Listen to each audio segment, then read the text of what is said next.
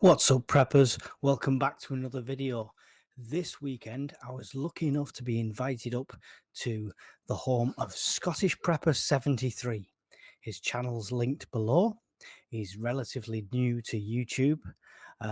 Through OPSEC, we've not got his face, so it's an audio interview and a look around his preps at the same time. So here it is, and I hope you enjoy. Right, so I'm here with the Scottish Prepper now. And while you hear this, you can see some of the preps and stuff around that he's got in place, which I've been quite impressed with, to be fair.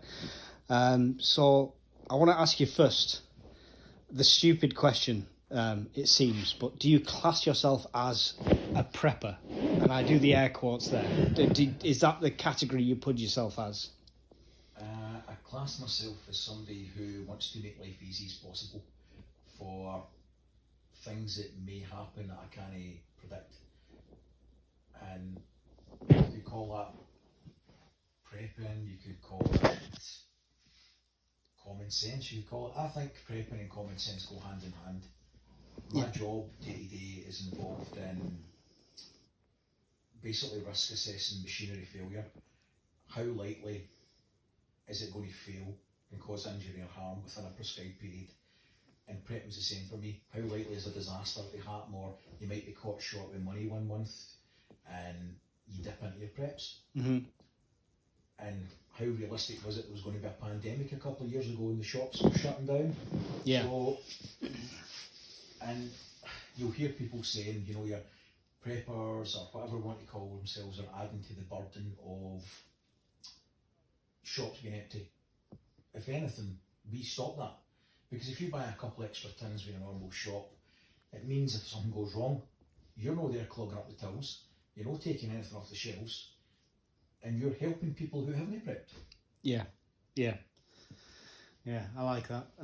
It's because we know there's like 3 days worth of food in a supermarket at the most for the population around if everyone needed it at the same time.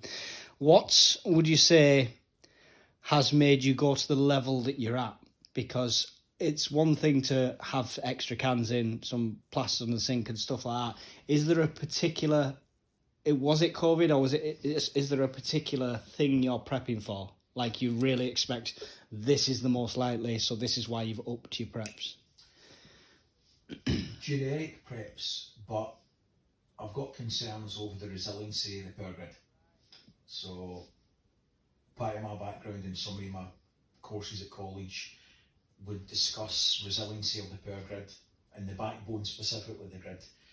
And these days the backbone of the grid has been degraded to such an extent that there's not a lot of resiliency left, and wind turbines don't have any demand capability to just turn them on if there's no wind, and limited storage unless you've got hydroelectric power stations. So I've got concerns over power. Now, the manner in which the power is deprived could be because of lack of investment and failure. It could be malignant intent from a foreign power that's denying that they've hacked the grid, and yet we see we've had Tesco, Sainsbury's, Greggs that all happen to just fail. Now, it could be a coincidence. Whether it's a coincidence or not, it still could be you that's sitting in the dark. Yeah. So, me being an engineer by trade, I'd rather make it easy for myself. Yeah. And if that means I buy a generator and a power bank, or I fit solar panels and battery backups, that's what I would like to do and make life easy. Yeah. The want list is always there. Yeah.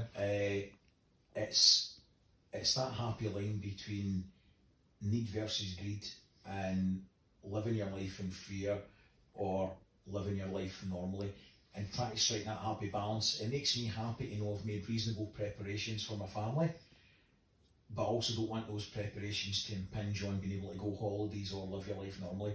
So no, the short answer is no, I'm not finished. Yeah. I want to add more power banks, which aspiration I'll buy 2 power banks around about June. Yeah. So is that the is what's the dream? Is there an end? Is there an end game? I mean, for me, I want personally. I mean, I'll say this happily to anyone. I'd love land, and I'd love to be able to build an underground shelter within that land. So that's my ultimate dream. But as a prepper, what's your ultimate dream? If it was money no object, Yeah. I would do that, and I would I've envisaged it and planned it to the last nut and bolt in one head, how I would build it, and Yeah. how I would put the infiltration and everything else. So, Yeah, same. Yeah, definitely. Our wish list, whilst it is financially dependent, even people will say there's no point starting, it's too late. Nonsense. If every extra tin or bag of flour they buy now, it could make life easier for them in a week, 2 weeks, or whatever. Yeah. So it's never too late. Don't be put off by somebody having masses of stuff. That's not where you want to be or you need to be. You'll need enough for you. Yeah. And it's up to you to decide what that's going to be. Yeah, start small without detrimenting your lifestyle. Yeah. Because we saw what people like over toilet roll through recent times. You're at the limit of market predations and social media. If somebody who had enough followings put up tomorrow saying there's going to be a shortage of baked beans and it went viral, the fact that it's not true is irrelevant. It become a self-perpetuating thing, and there'd be no beans on the shelves for a fortnight until panic was averted and it stocked up. So if you work for Heinz marketing teams, you're very welcome. But it's something like that. Even if it's not true, the results could be detrimental to you and your family. So, and that applies for power or anything that you consume. Yeah, that's why I'm desperately trying to stay away from the fear-mongering side of live your life. Prepping. Because I know as much as it might get me 10,000 subscribers, overnight, I don't want that kind of... It's not. It's helping one person doing that, and that's the person who's doing that in those channels, which is predominantly our friends in America. No harm to them. Yeah. They're making a living out of it, and some of their advice is really, really good, but it puts a lot of people off, and it badges as all this tinfoil hat wearing nutcases, which most preppers deal in common sense. Yeah. We've spoke about you'd love to have a community-based thing eventually and stuff like that. Do you think that's the way most places will go post-SHTF? Because the fearmongers will tell us that there's going to be droves of gangs of Neds and teenagers and stuff like Neds are chav if you're from a different part of the country. I've started saying Neds because of the missus, but there'll be roving gangs of them everywhere and it'll be like Mad Max. But I like to think communities will come together. What I like and what I think will happen are two different things to an extent. Now, and again, it's scenario dependent. Let's say, for talking's sake, the worst happened and we had a total failure of the power grid for whatever reason, whether it was maleficent intent or extraneous atmospheric conditions, doesn't really matter. But the veneer between civility and anarchy is more perilously thin than people would like to believe. Yeah. And if you've got your lights on and your kids aren't starving and your neighbour hasn't got food and he's sitting in the dark, that person you've been chatting to over the fence for the last 20 years, in very short order might become a bit unpleasant out of desperation. So you're competing with that, and then the lone wolf mentality that somebody 50 years old who's watched Bear Grylls is going to stick on a rucksack that he bought off the internet and be able to walk 9 miles up a hill in a forest in the summer or winter time, know how to erect a tent properly, know how to start a fire, and is going to live off the land catching squirrels and eating nuts. The reality is, if it's not dysentery or cholera or poor personal hygiene that gets them, it'll be somebody else. So realistic preps would encompass talking after the events to like-minded people and try to establish some form of community council, some form of consensus. People will always follow an idea than no idea. Mm-hmm. Nobody wants to sit in fear, so they'll follow a guiding light, whether it's pointing in the right direction or it's two different things. Yeah. But a plan is better than no plan. So yeah.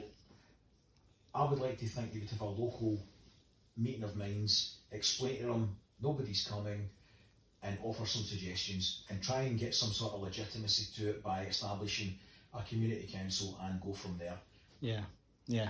Do you think you'd do that as you'd be a bit more careful as you were doing something like that, so you've always got your own preps back from that? Human nature being as it is, if you were to give out all of your things, people will quite happily take them. I don't think you would be as likely to get the same help reciprocated if you need it. Yeah, but Common it'd, sense. it'd be lovely to think we live in a world like that. But Like I say, prepping has got to encompass common sense, and common sense tells you to look after your family first and help others where you can. yeah, I couldn't agree more. Yeah, it's a good message, and it's a good note to end on. So it's been a pleasure to meet you and you. have you, Always welcome. and you sharing your preps with us. Thanks for being on the channel. My pleasure.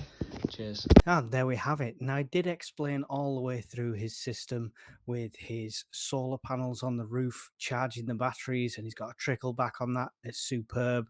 And the propane heating system. It's absolutely inspirational and something I would love to aspire to. So it was a pleasure to see that. It's given me loads more ideas going forward, and I can't wait to catch up with him again. Thanks for watching the video, guys. I appreciate you being here. Don't forget to hit like and subscribe, and I'll see you all in the next one.